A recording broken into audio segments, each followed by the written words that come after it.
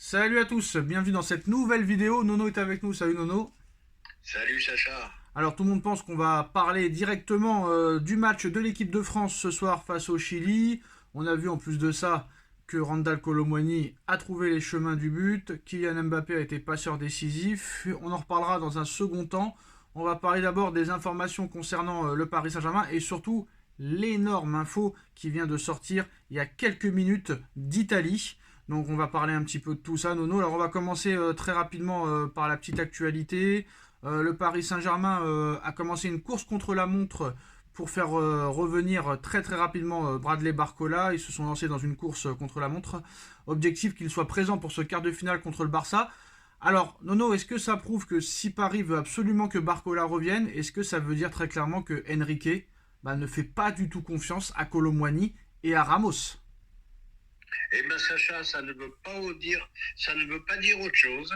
Ça veut dire quoi? Course contre la montre. Ils font tout leur possible pour le rétablir. Donc pour Enrique, Barcola est titulaire indiscutable, malgré ses derniers matchs un peu moyens. Alors ce matin, on parlait d'un intérêt du Paris Saint-Germain pour l'attaquant du Sporting Lisbonne, Victor Gyökeres. Selon Abola, le Paris Saint-Germain est très sérieusement sur le dossier, mais ça a été démenti en interne par le Paris Saint-Germain.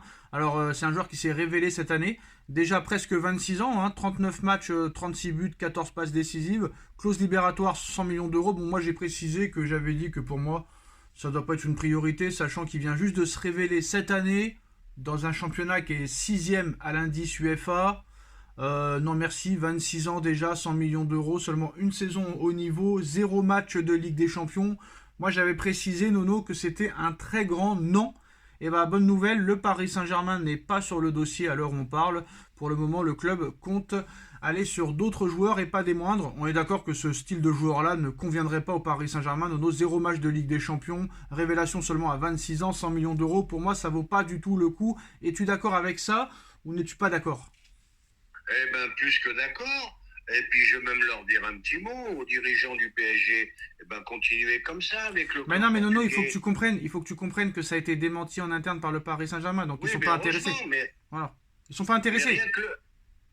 Non, mais ils sont pas intéressés. Les médias disent tout et n'importe quoi. Heureusement que Bon eux. alors ça Bah va, oui, parce faut qu'autrement écouter. je Non, te mais faut dis... écouter, Nono. Faut écouter un petit peu. Tu critiques. Ah mais je t'écoute, mais il n'y a pas de fumée sans feu Non, mais si tu ça a été... critiques. Mais non, mais tu sais très bien, Nono. Tu sais très bien que tous les médias. Le lundi, c'est Raphaël Leao.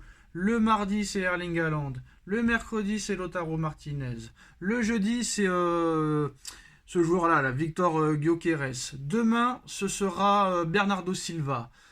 C'est toujours comme ça, c'est la presse, mais ça dément. C'est comme on a vu hier dans El Chiguirinto TV.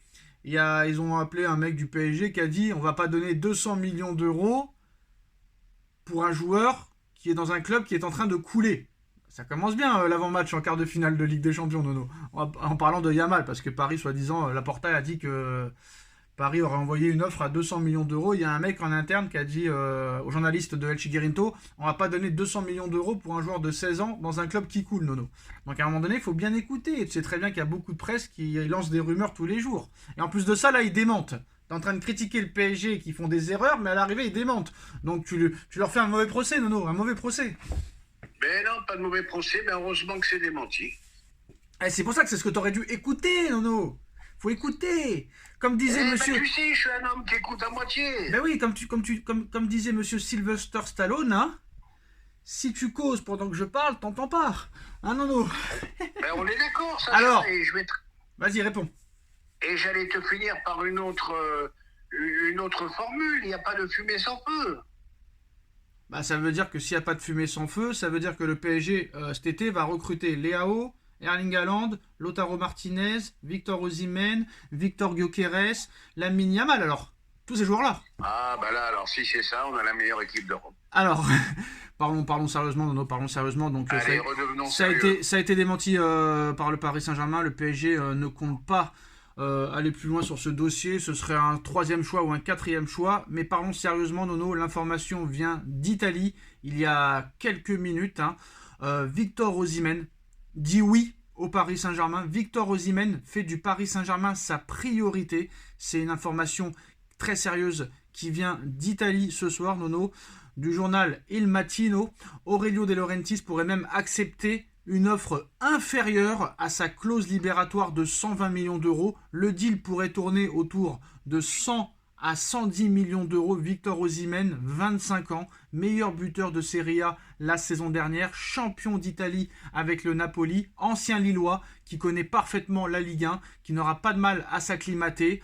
Victor Osimhen rêve de rejoindre le Paris Saint-Germain. Victor Osimhen dit oui au Paris Saint-Germain.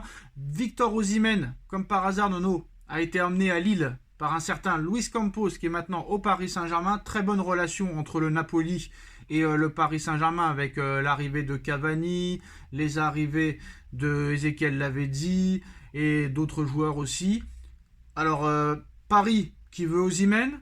Osimhen rêve de rejoindre le Paris Saint-Germain. Aurelio De Laurentiis pourrait accepter de baisser le prix de sa clause libératoire. Est-ce que c'est un transfert inévitable, Nono?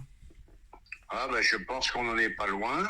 Et moi, je vais te dire franchement, ça me plaît beaucoup. Malgré sa saison en demi-teinte après le Scudetto, ça reste pour moi un grand joueur, un gros potentiel. Je serais ravi. Et puis c'est un joueur de haut calibre. Voilà, il fallait un peu de ce calibre-là pour remplacer Mbappé. Et je pense qu'il peut vite devenir le chouchou du Parc des Princes. Très bien. En plus de ça, il connaît la Ligue 1 parfaitement. Il connaît Campos. Il connaît tout le monde. Et en plus de ça, Nono, bon, voilà. 25 ans, il est dans la force de l'âge, c'est très très bien. Expérience en Ligue des Champions. Meilleur buteur de Serie A. Et la Serie A est réputée quand même pour être le championnat le plus compliqué peut-être pour empiler les buts. Donc les défenses solides en Ligue 1 ne lui fera pas peur. Expérience en Ligue des Champions. Donc moi je pense que très clairement ce serait la recrue pas loin d'être idéale, Nono, parce que honnêtement en plus de ça, il a de l'impact physique, il se blesse très rarement. J'ai envie de te dire que là vraiment il faut y aller, surtout si Aurelio De Laurentiis est prêt à baisser le prix.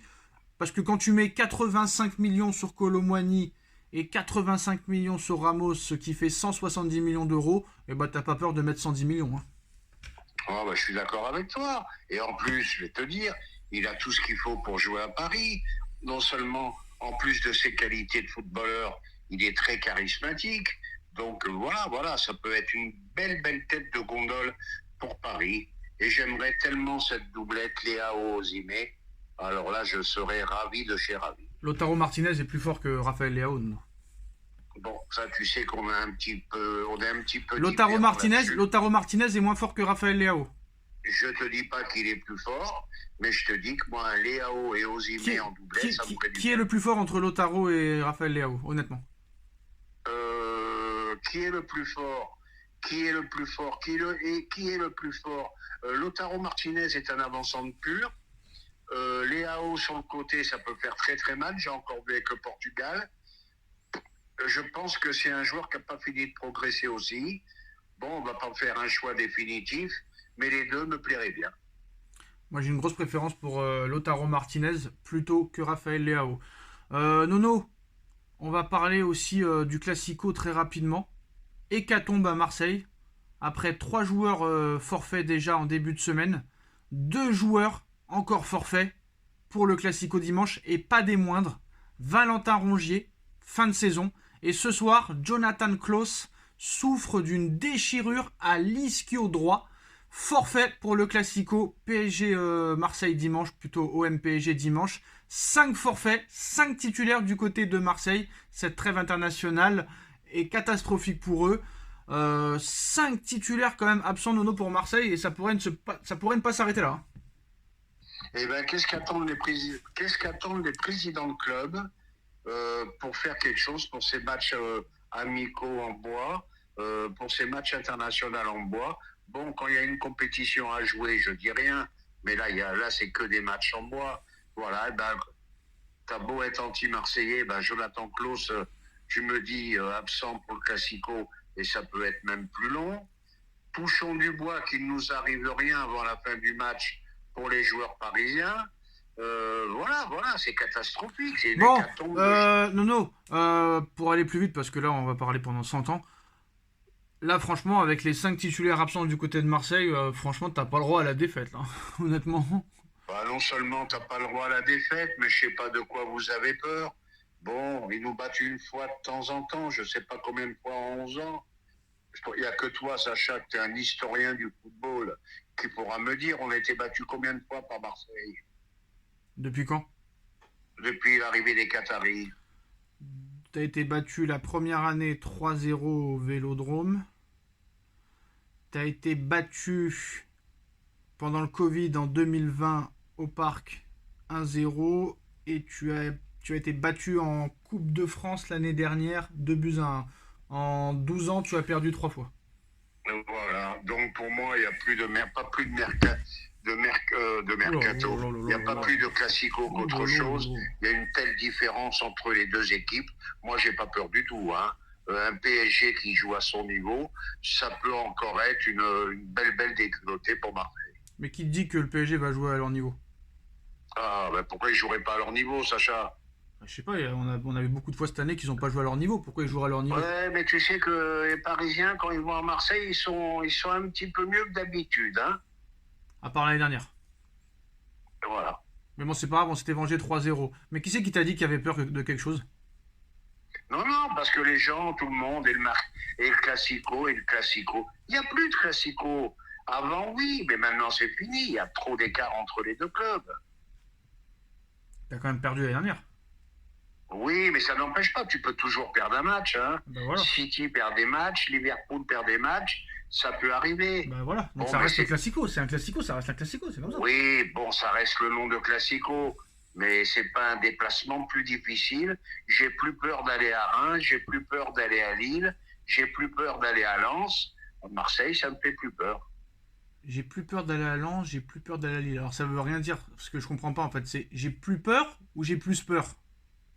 Ben, j'ai plus peur. Tu parles pas français, Sacha, aujourd'hui? Bah non, ça veut rien dire. Pour moi, Lens, c'est un déplacement plus difficile que Marseille. Ah bah je vais Lille, t'apprendre l'orthographe, je vais t'apprendre l'orthographe. On dit j'ai plus peur de Lens que de Marseille.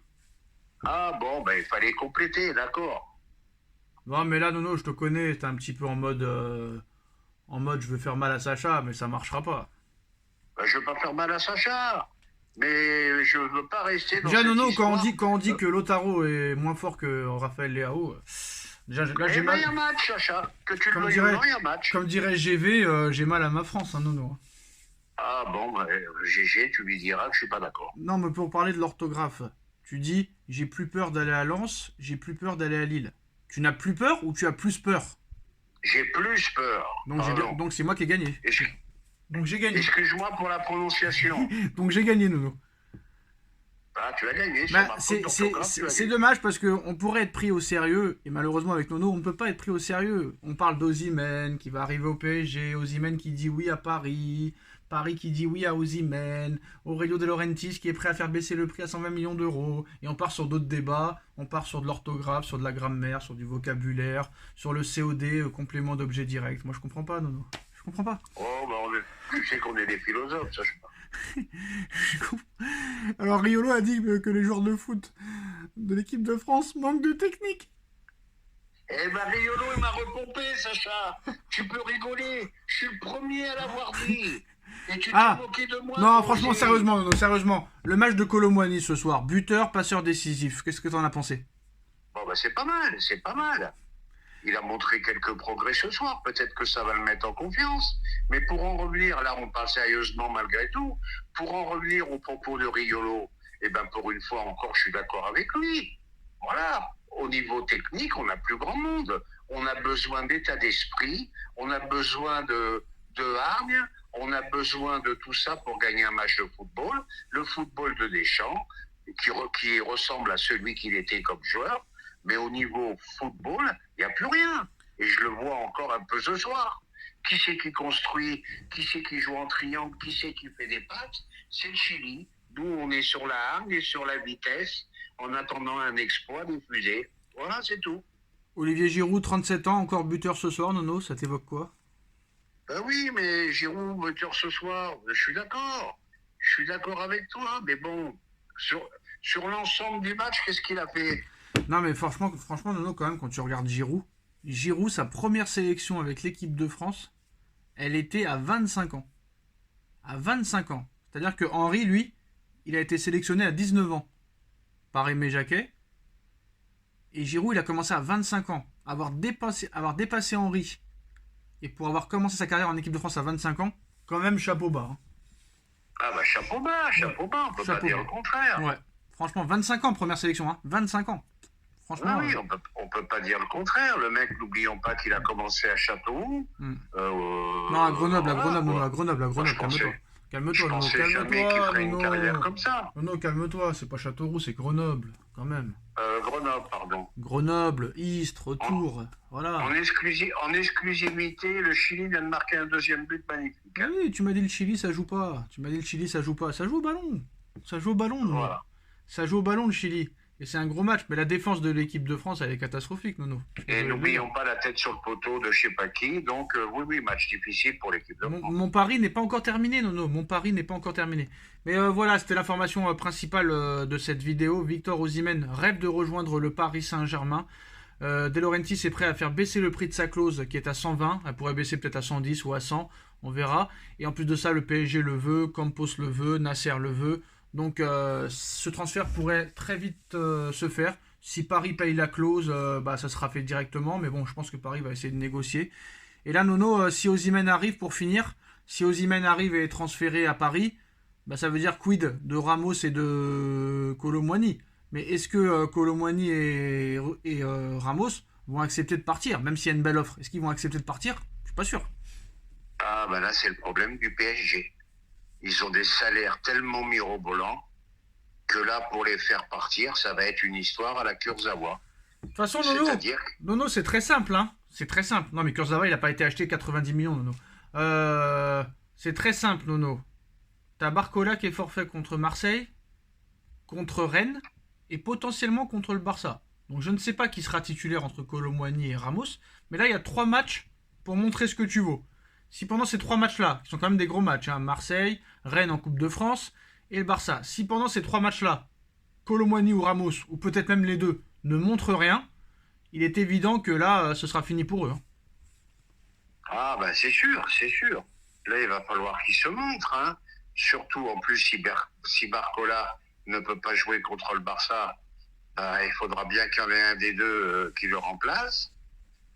Bon, écoute, faudra voir. Il faudra rien voir. Faut arrêter à un moment donné. S'ils ne montrent rien pendant les 3 matchs, ils vont partir. Ah oui, mais tu n'écoutes pas ce que je dis. Non, on va voir quoi. Et en plus de ça, Nono... Moi, je te parle pas de transfert. Non, mais Enrique... Je te parle qu'avec le salaire qu'ils ont... Non, mais on s'en fout du salaire. Enrique... les joueurs à Paris peuvent te faire une Kurzawa. 5 ans à 1 million d'euros par mois. Mais non, mais déjà, Kurzawa, il touche pas 1 million d'euros par mois. Déjà, il touche 500 000 bruts. Et en plus de ça... Kurzawa touche 500 000, mais eux, ils sont à une brique. Hein. Mais va te coucher, Nono. Quelle une brique? Et déjà, on parle pas d'une brique. Déjà, faut pas comparer Kurzawa à Randal Kolo Muani ni Kurzawa à Ramos. Ils viennent d'arriver, c'est la première année. Kurzawa, ça fait 10 ans qu'il est à Paris. Donc déjà, aucun rapport. Kurzawa, il a été acheté 23 millions à Monaco. Eux, ils ont été achetés 85 et 85. Donc encore rien à voir. Et Kurzawa, c'est pas le seul qui a fait la misère au PSG au niveau des salaires. Hein. Ben Arfa, il a touché 1 tonne en ne jouant pas du tout pendant 2 ans. Et les autres aussi, pareil, j'en oublie les joueurs. Mais arrête avec Kurzawa, je sais pas ce qu'il t'a fait. Il t'a piqué ta femme, j'en sais rien, mais arrête avec Kurzawa. Ah, Kurzawa a fait quelque chose que personne n'a fait. Ah, d'accord. Ça, d'accord, Ben Arfa, il est resté 2 ans, lui, sans s'entraîner, c'est encore pire. Ah, mais Kurzawa a battu le record. Ah non, non, jamais. Mais ça fait combien de temps qu'il joue pas, Sacha? Oh, mais alors, ils avaient qu'à le jeter, hein, carrément. Hein. Le prêter, le jeter, il a un contrat. Et alors ils peuvent le prêter, ils ont tout fait pour faire partir tout le monde. Pourquoi Kurzawa, ils ont pas réussi? Ils auraient pu l'amener au Qatar, ils auraient pu l'amener en Arabie Saoudite, hein. Pareil, hein. Maintenant, je vais te dire, on va parler plus sérieusement. Peut-être que Osimhen peut être compatible avec soit l'un, soit l'autre. Ça peut être possible aussi. Mais non, tu peux pas garder Osimhen, plus Randal Kolo Muani, plus Gonzalo Ramos, plus Marco Asensio, parce que Enrique, il est tellement fou, Nono, que ça se trouve, les 3 prochains matchs, tu ne verras même pas Kolo Muani ni Ramos, il va mettre Asensio, le mec qui a coûté 0 €, Nono. Écoute bien. Parce que Asensio, Asensio, lui, on le voit jamais. On a l'impression que c'est même pas un joueur du PSG. Mais attention, hein. Attention. Ça se trouve, il va mettre Asensio titulaire contre Marseille ou contre Rennes ou Barça, alors que là, il va revenir de blessure, je crois. Il est tellement fou, Enrique, qu'il est capable encore de mettre les deux sur le banc, malgré que Barcola ne soit pas là. C'est possible. Donc voilà, mais arrêtez avec Kurzawa, frère. Kurzawa, il a fait partir tout le monde, le mec. C'est un Kurzawa, frère. Kurzawa, non. D'ailleurs, c'est un talent gâché, lui aussi, dommage. Hein. J'y ai cru quand il est arrivé, hein. J'y ai cru, non. Voilà les postos, c'est la fin de cette vidéo. Dites-moi en commentaire ce que vous en pensez. Osimhen proche de Paris, on like, on partage, on commente, on s'abonne. On se retrouve très vite pour une nouvelle vidéo. Merci Nono, merci à tous. Tchuss. Tchuss.